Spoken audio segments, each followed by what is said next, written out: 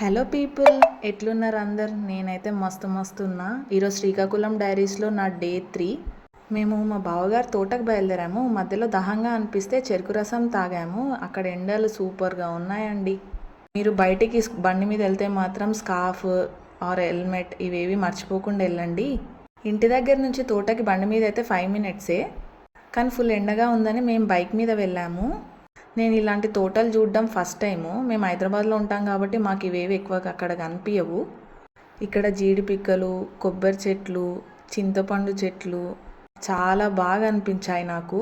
ఈ జీడి పిక్కలు కచ్చివి పండువి ఉన్నాయి, అవి తింటారంట. నేను కూడా టేస్ట్ చూశాను, నాకు టేస్ట్ చాలా నచ్చింది. తీయగా అవి నమిలేసి వదిలేసేయాలంట. నేను అలానే చేశాను, నాకు చాలా నచ్చింది. మా శ్రీకాకుళంలో జీడి పిక్కలు చాలా ఫేమస్. అవి ఇక్కడ నేను చెట్లని అవన్నీ చూసేసి ఇవి ఇలా తయారవుతాయని అప్పుడు అర్థమైంది. ఇక్కడ మళ్ళీ చింతకాయ చెట్టు కనిపిస్తే చింతపండు చాలా టేస్ట్ అనిపించింది. ఈ మామిడికాయ చెట్టు చూసి ఆ మామిడికాయ తెంపుదామంటే మా బావగారు ఇది మనది కాదు, ఇది మనది అని చెప్పారు. సో మళ్ళీ ఇక్కడికి వచ్చి ఒకటి తెంపాను.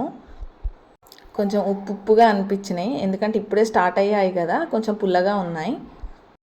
ఈ సమ్మర్లో నాకు ఏదైనా ఇష్టం ఉంది అంటే అది మాత్రం జాక్ ఫ్రూటే.